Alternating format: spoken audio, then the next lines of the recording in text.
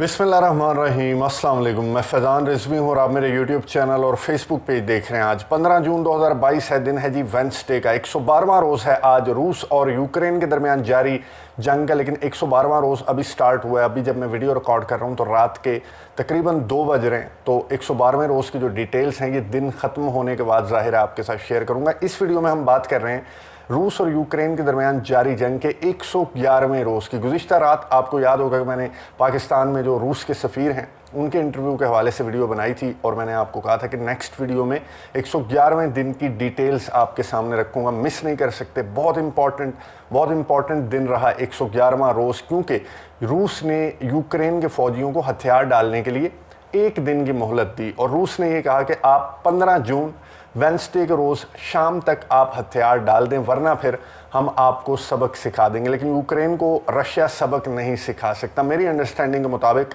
आज शाम को यानी 15 जून की शाम को रूस की जानिब से एक नई डेडलाइन दी जा सकती है। उसकी वजह क्या है? उसकी वजह यह है कि यूक्रेन ने 2 स्ट्रेटजीज़ अपनाई हुई हैं डॉनबास रीजन के अंदर। वो स्ट्रेटजीज़ ऐसी हैं कि उन स्ट्रेटजीज़ के तहत यूक्रेन कई दिन तक वहाँ पर रेजिस्ट कर सकता है डॉनबास रीजन के अंदर, और रशिया की जानिब से डेडलाइंस तो बढ़ाई जा सकती हैं लेकिन रशिया यूक्रेन पर हमला नहीं करेगा। वो क्या स्ट्रेटजीज़ हैं आपके सामने रख दूंगा। और फिनलैंड और स्वीडन की नेटो की मेंबरशिप के हवाले से भी बहुत ज़्यादा इंपॉर्टेंट अपडेट्स हैं, वो भी आपके सामने रख दूंगा आज की वीडियो में। उससे कबल रीसेंट अपडेट्स पर नज़र डाल लेते हैं। मैप आपको नज़र आ रहा होगा, डॉनबास रीजन, लोहेंस्क, डोनेट्स्क, सेवेरोडोनेट्स्क, कुछ रिपोर्ट्स के मुताबिक 80% ये रशिया के कंट्रोल में आ चुका है। 20% सिर्फ 20% रहता है और उसको लेने के लिए रशिया के फोर्सेस, मॉस्को के फोर्सेस आगे की जानिब बढ़ रही हैं। लेकिन इस दौरान हुआ क्या? यूक्रेन की जानिब से शहरी आबादी को निशाना बनाया गया और बहुत स्वेर किस्म की शेलिंग की गई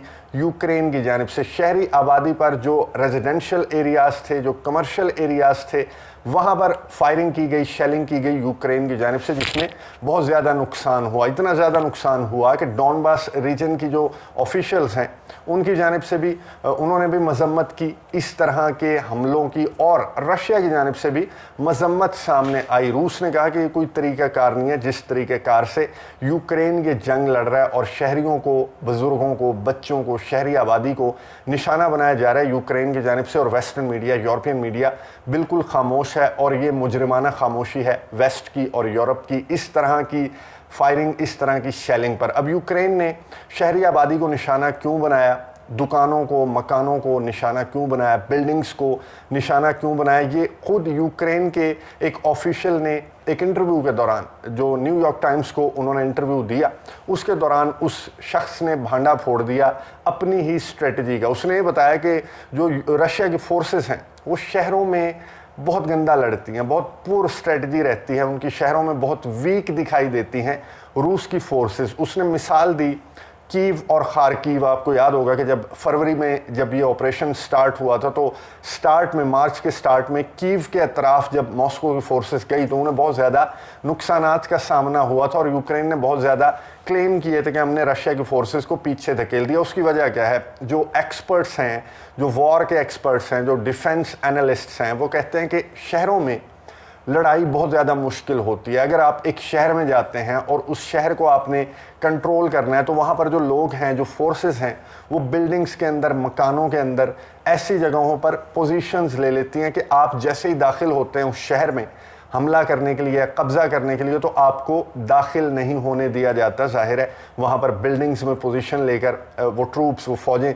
बैठी हुई होती हैं। तो यही स्ट्रेटजी उस फ़ौजी ने, उस ऑफिशियल ने न्यूयॉर्क टाइम्स को इंटरव्यू देते हुए बताया कि हमने ये स्ट्रेटजी अपनाई है डॉनबास रीजन के अंदर और इस स्ट्रेटजी के तहत हम आने वाले बहुत सारे दिन इस तरह से रेजिस्ट कर सकते हैं मॉस्को के फोर्सेस के सामने, क्योंकि हमारे पास असलहा लिमिटेड है तो हम ज़ाया नहीं कर सकते अपने असलहे को। तो हमने शहरी आबादी को कंट्रोल किया है, ऐसे इलाकों को कंट्रोल किया है जहाँ पर बिल्डिंग्स बहुत ज़्यादा हैं और वहाँ पर हमने ले लेनी है पोजीशंस और फिर मॉस्को की फोर्सेस को हमने देना है टफ टाइम। अब लोहेंस्क के जो ऑफिशियल्स हैं उनकी जानिब से एक स्टेटमेंट, एक तो मजम्मती स्टेटमेंट सामने आई, दूसरा उन्होंने रशिया से रिक्वेस्ट की कि मज़ीद हमें थोड़ी सी मदद चाहिए, फ़ौजी चाहिए। मैं आपको बता दूं कि डॉनबास रीजन के अंदर जो सेपरेटिस्ट हैं वो खुद ज़्यादा लड़ रहे हैं यूक्रेन के ख़िलाफ़। इट मीन्स के डॉनबास रीजन ईस्टर्न यूक्रेन के अंदर जाहिर है कि रूसी एथनिसिटी के लोग रहते हैं जो कि खुद को रशियन कंसीडर करते हैं, रशिया के साथ वो शामिल होना चाहते हैं। तो उन्होंने उन ऑफिशियल्स ने रूस को कहा, व्लादिमीर पुतिन को कहा कि हमें मज़ीद मदद चाहिए मॉस्को की फोर्सेस की, ताकि हम ये जो स्ट्रेटजी है इसका कोई तोड़ निकाल सकें। दूसरी स्ट्रेटजी क्या अपनाई यूक्रेन की फोर्सेस ने? अज़ोट केमिकल स्टील वर्क्स, मैंने आपको बताया था अज़ोस्टाल स्टील प्लांट जैसा ही सीन यहाँ पर भी क्रिएट हुआ सेवरडोनियस के अंदर। यहाँ अज़ोट केमिकल स्टील वर्क्स जो है वहाँ पर तकरीबन 800 कहा जा रहा है कि सिविलियंस को भी साथ रखा हुआ है, और 300 से 400 जो यूक्रेनी फौजी हैं उन्होंने उस केमिकल स्टील वर्क्स के अंदर छुप गए हैं, उन्होंने पोजीशंस ले लिया और ढाल बना लिया सिविलियंस को। तो ये दूसरी स्ट्रेटजी यूक्रेन ने इख्तियार की कि रशिया की जो फोर्सेस हैं वो जो 20% रह गया इलाका तो वो कैप्चर करने के लिए आगे ना आ सके। तो इस मौके पर रशिया की जानिब से 14 जून को शाम के वक्त ये डेडलाइन दी गई, ये स्टेटमेंट सामने आई रशिया की जानिब से कि उन्होंने ये कहा कि अज़ोट केमिकल स्टील वर्क्स के अंदर, स्टील प्लांट के अंदर जो भी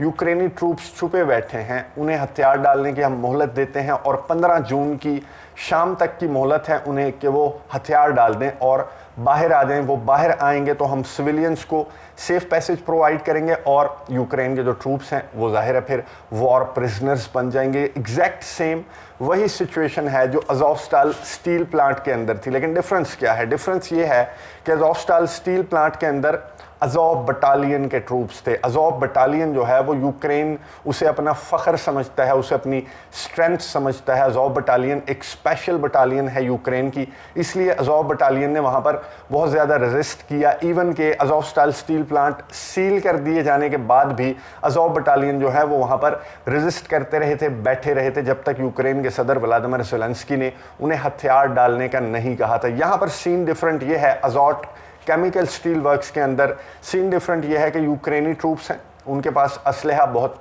शॉर्ट है और असलहा गोला बारूद की बहुत ज़्यादा शॉर्टेज है। यूक्रेन के जो ऑफिशियल्स हैं वो पहले बता चुके हैं कि हम जो एमुनिशन है, हमारी जो गोला बारूद है वो ख़त्म हो चुका है तकरीबन। यहाँ पर एक तो यूक्रेनी ट्रूप्स हैं उनके पास असलहा गोला बारूद कम है, और यहाँ पर जो सिविलियंस हैं उनमें ज़्यादा तादाद उन लोगों की है जो डॉनबास रीजन के रिहायशी हैं, एथनिक रूसी हैं। तो आज शाम तक की मोहलत दी गई है, यूक्रेन के ट्रूप्स को दी गई है। अज़ोट केमिकल स्टील वर्क्स के अंदर जो ट्रूप्स मौजूद हैं उन्हें 15 जून को आज शाम तक की मोहलत दी गई है, लेकिन मेरी अंडरस्टैंडिंग के मुताबिक अभी चंद रोज़ ये मामला लटकेगा, क्योंकि वो स्ट्रॉन्ग पोजीशन में है। उन्होंने पोजीशंस ली हुई हैं एक तो बिल्डिंग्स के अंदर, वहाँ चलें, मॉस्को की फोर्सेस उन्हें वहाँ पर टफ टाइम दे सकती हैं, लेकिन अज़ोट केमिकल स्टील वर्क्स का जहाँ तक ताल्लुक है तो फिर उसी तरह का कोई ऐलान, उसी तरह की कोई स्ट्रेटजी मॉस्को की जानिब से, रशिया की जानिब से, व्लादिमीर पुतिन की जानिब से अनाउंस की जा सकती है, जिस तरह की स्ट्रेटजी अज़ोस्टाल स्टील प्लांट के लिए थी कि इसे सील कर दिया जाए तो फिर खुद ही तंग आकर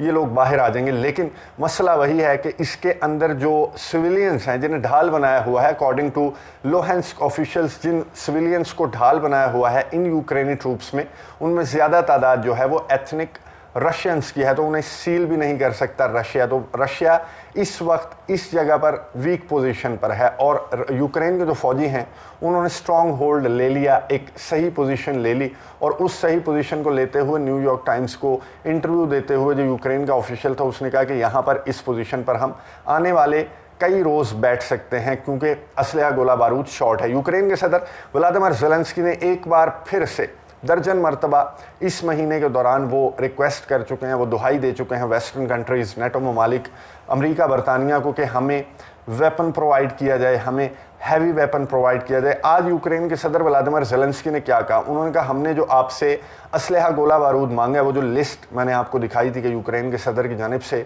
एक लिस्ट दिखाई गई थी नेटो ममालिक को, अमेरिका को, कि ये हमें इतना इतना असलहा चाहिए। तो आज यूक्रेन के सदर व्लादिमीर ज़ेलेंस्की ने कहा कि जो हमारी डिमांड है उसका 10% हमें अभी तक मिला है नेटो ममालिक की जानिब से, अमेरिका, बरतानिया की जानिब से। मैं आपको बता दूं कि बिलियंस ऑफ डॉलर्स का असलहा तो मिल चुका है यूक्रेन को, और मिलियंस ऑफ डॉलर्स का असलहा रशिया इस्तेमाल होने से पहले तबाह कर चुका है। और अभी भी यूक्रेन के सदर व्लादिमीर ज़ेलेंस्की कह रहे हैं कि अभी हमें 10% मिला है, जो हमने डिमांड की है, रिक्वेस्ट की है, उसका 10% हमें मिला है। तो बाकी 90% अगर आप दे दें तो हम डॉनबास रीजन की जंग जीत सकते हैं। इतना ज़्यादा कॉन्फिडेंस है यूक्रेन के सदर व्लादिमीर ज़ेलेंस्की को कि हैवी वेपन और जो लॉन्ग रेंज वेपन अनाउंस किया है अमेरिका, बरतानिया, जर्मनी ने, वो अगर उन्हें मिल जाए तो फिर वो मॉस्को के फोर्सेस को पीछे धकेल सकते हैं। जर्मनी डेट दे चुका है। जर्मनी 22 जून को जो लॉन्ग रेंज वेपन, जो हैवी वेपन जर्मनी ने अनाउंस किया है, वो 22 जून को जर्मनी की जानिब से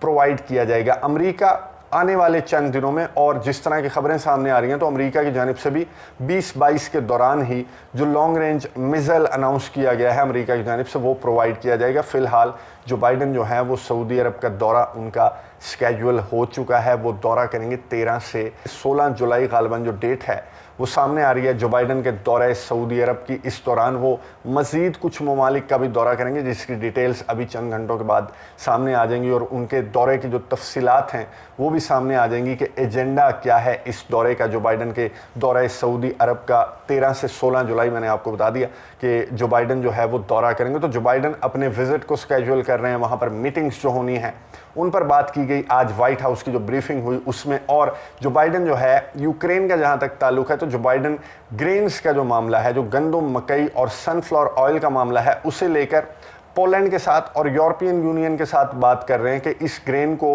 बरास्ता पोलैंड किसी तरह बाहर निकाल लिया जाए। जो ग्रेन यूक्रेन के अंडर कंट्रोल जो पोर्ट्स हैं, जो ओडेसा की पोर्ट है, वहाँ पर जो कुछ ग्रेन पड़ा हुआ है, कुछ गंदम पड़ी हुई है, कुछ मकई पड़ी हुई है, तो उसे पोलैंड के रास्ते से क्यों ना दीगर ममालिक को मुंतकिल कर दिया जाए। तो इस सिलसिले में जो बाइडन बात करते रहे ग्रेन्स के मामले पर, लेकिन जो लॉन्ग रेंज वेपन है उसका ऐलान अभी तक पेंटागन की जानिब से हतमी तौर पर नहीं किया गया। लेकिन जो खबरें सामने आ रही हैं, मैं आपको बता दूं कि 3 से 4 रोज़ के अंदर वो लॉन्ग रेंज वेपन प्रोवाइड कर दिया जाएगा यूक्रेन को। लेकिन आपने ये देखा होगा कि संभल कर, बहुत स्लोली, बहुत सुस्ती के साथ नेटो ममालिक, यूरोपियन कंट्रीज़ की जो रफ्तार है वो बहुत स्लो हो गई है। उसकी एक वजह ये भी है कि 28 से 30 इस महीने की 28 से 30 जून को नेटो का समिट है, बहुत इंपॉर्टेंट समिट है, जिसमें यूक्रेन की जंग की स्ट्रेटजी तय की जाएगी कि इतनी ज़्यादा जो हमें उल्टा मार पड़ रही है रशिया पर सैंक्शंस आयद करने के बाद भी हम ज़मीन में धंसते चले जा रहे हैं, तो हमारी आगे की, आइंदा की स्ट्रेटजी क्या होनी चाहिए, इस पर बात होगी नेटो के इस इम्पॉर्टेंट समिट में। और जो इम्पॉर्टेंट बात होनी है वो होनी है तुर्की के कंसर्न्स, फिनलैंड और स्वीडन की जो मेंबरशिप है नेटो की, उस पर बात होगी। उससे कबल ही तुर्की की जानिब से रजब तैयब एर्दोगान की जानिब से एक स्टेटमेंट सामने आई और तुर्की से पूछा गया, तैयब एर्दोगान से पूछा गया कि नेटो का जो समिट आ रहा है उसमें कोई खुशखबरी मिल सकती है स्वीडन और फिनलैंड को। तो उन्होंने कहा नहीं, बिल्कुल भी खुशखबरी नहीं मिलेगी। हमारे कंसर्न्स पर स्वीडन और फिनलैंड ने बिल्कुल भी कान नहीं धरे और कोई खातिर खा इक़दामात नहीं किए जा रहे दोनों ममालिक की जानिब से। तो मैं नेटो समिट के दौरान अपने इन कंसर्न्स को वाज़े तौर पर इन दोनों ममालिक के सामने रखूँगा कि अगर ये कंसर्न्स मेरे दूर नहीं किए जाते। अब जाहिर है तैयब एर्दोगान को ज़्यादा कॉन्फिडेंस इसलिए मिला हुआ है क्योंकि नेटो के जो चीफ हैं स्टोल्टनबर्ग, उन्होंने भी कह दिया कि तुर्की हमारा बड़ा स्ट्रॉन्ग एलाय है, ब्लैक सी, मेडिटरेनियन सी के साथ है, तो बहुत पावरफुल एलाय है हमारा, और उसके कंसर्न्स जब तक दूर नहीं होंगे तो स्वीडन और फिनलैंड की मेंबरशिप की हमें कोई जल्दी नहीं। इसलिए रजब तैयब एर्दोगान की जानिब से इस तरह की बोल्ड स्टेटमेंट दी गई कि मैं नेटो समिट में भी अपने कंसर्न्स सामने रखूँगा और कोई खुशखबरी की उम्मीद ना रखें। हालांकि स्वीडन की जानिब से अनाउंस किया गया कि स्वीडन एक एंटी टेरर लॉ पास करवा रहा है, मुतारिफ करवा रहा है अपने मुल्क में। तुर्की को सेटिस्फाइड करने के लिए बहुत सारे इक़दामात स्वीडन की जानिब से किए जा रहे हैं, लेकिन फिनलैंड की जो प्राइम मिनिस्टर हैं सैना मैरिन, उनकी जानिब से एक स्टेटमेंट सामने आई। उन्होंने कहा कि हमें नहीं लगता कि आने वाले समिट के हवाले से ही उनसे बात हुई कि जो समिट होना है इस महीने के लास्ट में, तो आपको क्या उम्मीद है। उन्होंने कहा मुझे कोई उम्मीद नहीं है और मुझे लगता है कि जो हमारी बिड है ये आने वाले चंद हफ्तों, चंद महीनों और चंद सालों भी ये बिड जो है इस पर प्रोग्रेस नहीं हो सकती है, प्रोसेस नहीं हो सकती जब तक तुर्की के जो कंसर्न्स हैं वो दूर नहीं कर लिए जाते। और तुर्की किसी तौर राज़ी होता दिखाई नहीं दे रहा स्वीडन के इक़दामात के बावजूद। रजब तैयब एर्दोगान ने बिल्कुल ये कहा कि बिल्कुल ब्लैंक अभी तक है स्वीडन। हालांकि स्वीडन की जानिब से बहुत ज़्यादा कोशिश की जा रही है, तुर्की का दौरा भी किया गया, तुर्की को सेटिस्फाइड करने की भी कोशिश की गई। अब एंटी टेरर लॉ मुतारिफ करवा कर स्वीडन ने एक और कोशिश की है, लेकिन देखना यह है कि इस समिट के दौरान जो नेटो का समिट है उसमें रजब तैयब एर्दोगान किस हद तक सेटिस्फाइड हैं स्वीडन और फिनलैंड के इक़दामात से, और नेटो की नेक्स्ट स्ट्रेटजी क्या होगी यूक्रेन को लेकर, यूक्रेन की जंग को लेकर। जैसे स्टोल्टनबर्ग ने कहा, नेटो के चीफ ने कहा, यूक्रेन को मशवरा दिया उन्होंने कि थोड़ी सी टेरिटरी दे दो, कोई बात नहीं, अमन के लिए थोड़ी सी कीमत चुकानी पड़ती है। तो क्या नेटो समिट के दौरान भी इसी तरह का फैसला सामने आएगा और यूक्रेन के सदर व्लादिमीर ज़ेलेंस्की को समझाया जाएगा कि बस कर दो, बहुत हो गई हमारी और हमने कोशिश करके देख लिया लेकिन रशिया हमारे कंट्रोल से बाहर है। इस तरह का मशवरा यूक्रेन के सदर को दिया जाएगा या फिर यूक्रेन के सदर व्लादिमीर ज़ेलेंस्की की डिमांड पर मज़ीद असलहा, गोला बारूद जो 90% वो कह रहे हैं कि 10% मुझे मिला है, 90% दे दो, तो क्या नेटो ममालिक की जानिब से वो असलहा प्रोवाइड किया जाएगा? रशिया के सामने डट जाने, मर जाने की कस्में खाई जाएंगी। नज़र रखेंगे, आपको अपडेट्स देता रहूँगा। अगली वीडियो तक के लिए इजाज़त दीजिए। अल्लाह हाफ़िज़।